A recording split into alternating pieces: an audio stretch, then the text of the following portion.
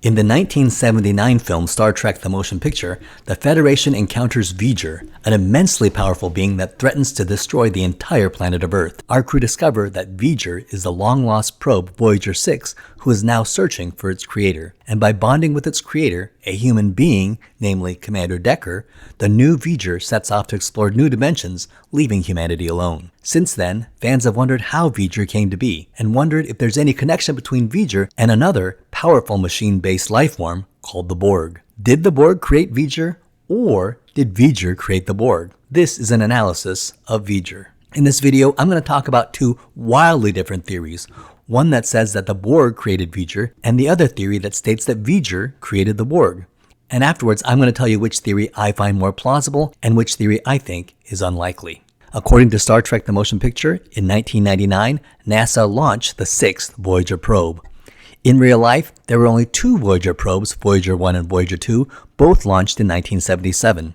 In 1977, there was a favorable alignment between Jupiter, Saturn, Uranus, and Neptune so that a probe launched from Earth could fly by all 4 planets, collect data, and transmit the information back to Earth.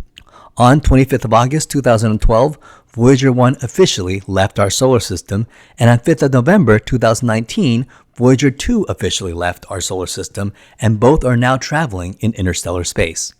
As of 2024, both Voyager probes are still out there, traveling interstellar space, collecting data, and transmitting information back to us here on Earth. In the Star Trek universe, there were apparently more Voyager probes, at least 6 of them, and Voyager 6 apparently went missing. It was speculated that it was drawn into a wormhole and was transported across the galaxy. When Spock goes inside VGER, he sees memories of multiple galaxies, suggesting the possibility that VGER may have been transported to an entirely different galaxy.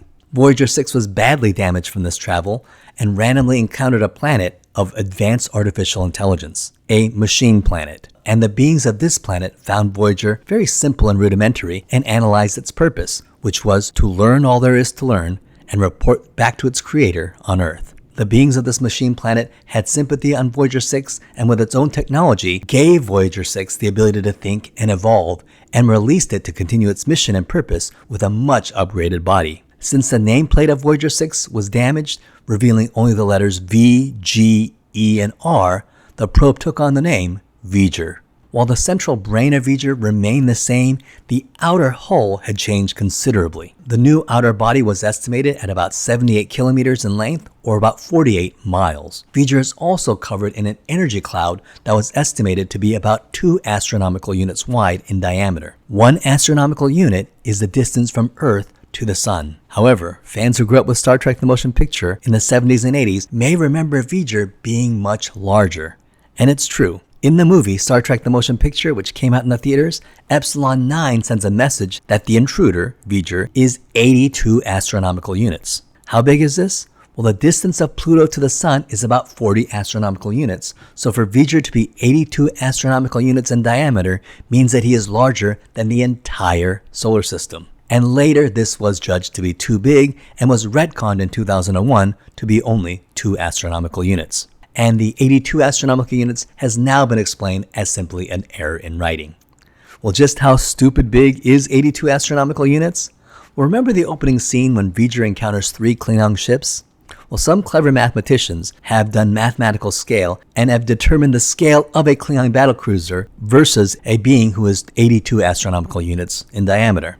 So if VGER were the size of the Earth, then a Klingon battlecruiser would be 1/4 the size of a tiny human red blood cell. So what do these Klingons do? Well, they fire a torpedo at it. In the 2001 director's cut of Star Trek the Motion Picture, the size of VGER was changed to be 2 astronomical units. The message from Epsilon 9 was also changed so that the 80 was removed and it only says VGER is 2 astronomical units, not 82. 2 astronomical units is still stupid big, but somehow feels less stupid big than 82 astronomical units. The 2001 director's cut also gave the filmmakers the opportunity to show us exactly what VGER looks like. Back in 1979, Robert Wise and his production team always wanted to show what VGER looked like, and there were production designs. The man who came up with the final design for VGER was American conceptual artist Robert McCall, who incidentally did the promotional artwork for Stanley Kubrick's 2001 A Space Odyssey.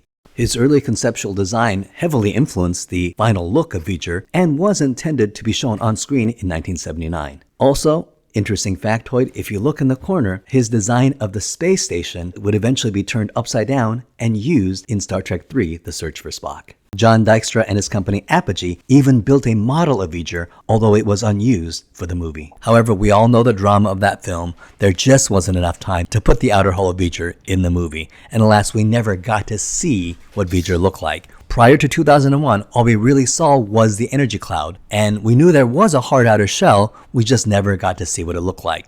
The only thing we saw was the aperture opening of the mouth at the very front of VGER. Well, we finally got to see VGER in 2001, and it looks pretty awesome. And what we finally got to see was from the models, sketches, and concept designs that were intended to be used in a 1979 movie. Well, let's jump into it. Did the Borg create VGER? When the Borg were introduced to the fans in Star Trek: The Next Generation, fans noticed some similarities in the description of the Borg homeworld and the immense mechanical world of the artificial intelligence, the machine planet that helped Voyager 6 create its massively powerful body. For some time, there was some fan speculation that Voyager 6 encountered the Borg and that they were the ones who helped him. And even Gene Roddenberry joked that it was an intriguing idea and a possibility, although it has been confirmed that he was joking. The idea took on solid form in 1996 after the success of Star Trek First Contact, when William Shatner, along with co-writers, the award-winning husband and wife writing team of Garfield Reeves Stevens and Judith Reeves Stevens, wrote a book called Star Trek: The Return. Garfield Reeves Stevens and Judith Reeves Stevens wrote a total of 10 novels with William Shatner, and in 2005 became the story editors and producers of the 4th season of Star Trek Enterprise. The novel begins on the planet Veridian 3 that takes place shortly after the events of Star Trek Generations, and the body of James T. Kirk is stolen by the Romulans after his burial by Starfleet. The Borg have formed an alliance with the Romulans in order to destroy the Federation.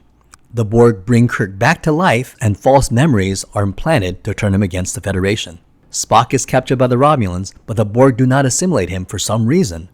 They actually believe Spock is already Borg, and then we find out why. Remember in Star Trek: The Motion Picture, when Spock mind melded with VGER? They learned that VGER, the former Voyager 6, was actually upgraded by a division of the Borg Collective, which explains why the Borg was unable to assimilate Spock. They assumed that the trace of VGER in his mind from the mind meld was actually a link to the Collective, and therefore assumed that he was already Borg. This also gives Starfleet an advantage. Thanks to that mind meld decades ago, Spock now knows the location of the Borg homeworld. The crew of the Enterprise, along with Kirk, Spock, and McCoy, travel to the Borg homeworld, and with this knowledge, they're able to sever the link of the Borg to the Collective, rendering them unorganized and separated from each other.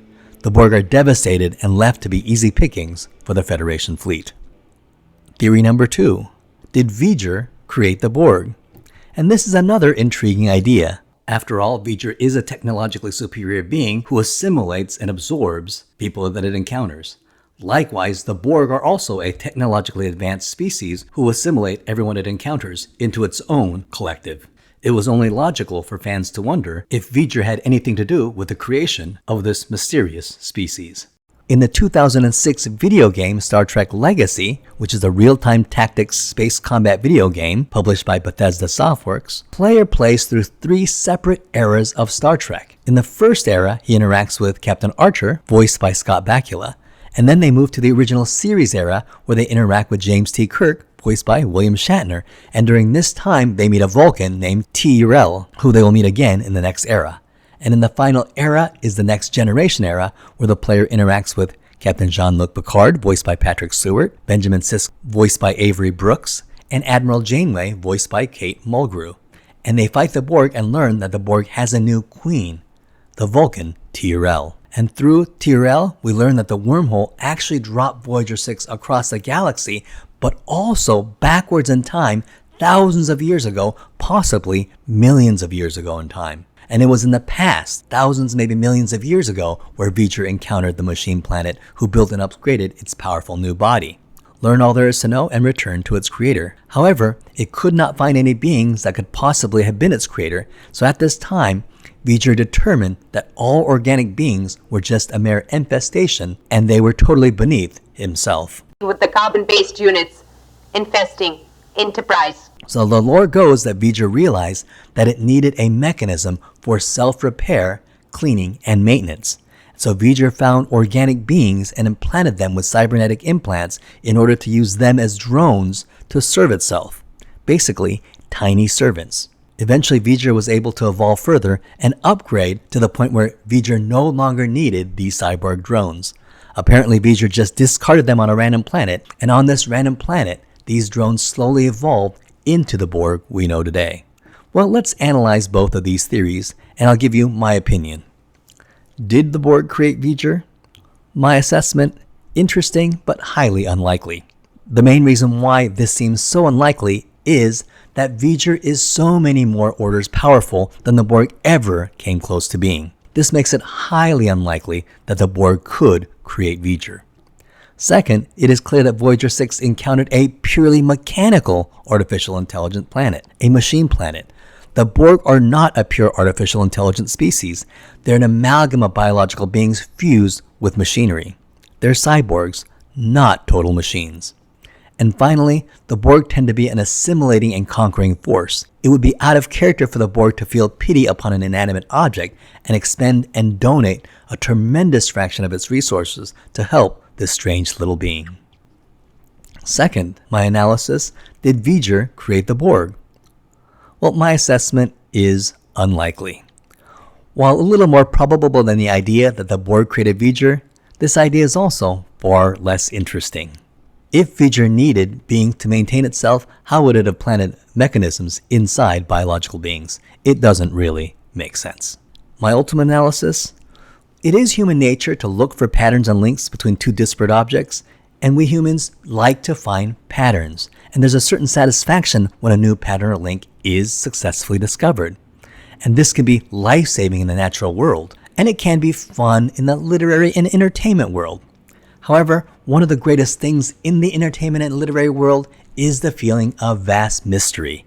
The idea that our world, our universe, and our reality is huge and beyond comprehension. This is what makes literature appear similar to real life. I believe this is what makes literature so great. It is a mystery who VGER encountered on the machine planet. It is a mystery as to how the Borg were created.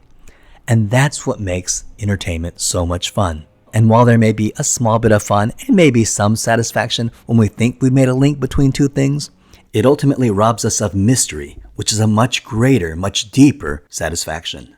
And such connections makes the world of Star Trek seem so much smaller. It makes the Star Trek universe smaller if the Borg created VGER. It makes the Star Trek universe smaller if VGER created the Borg. And that is just unsatisfying. So who created VGER? I prefer it to remain a mystery.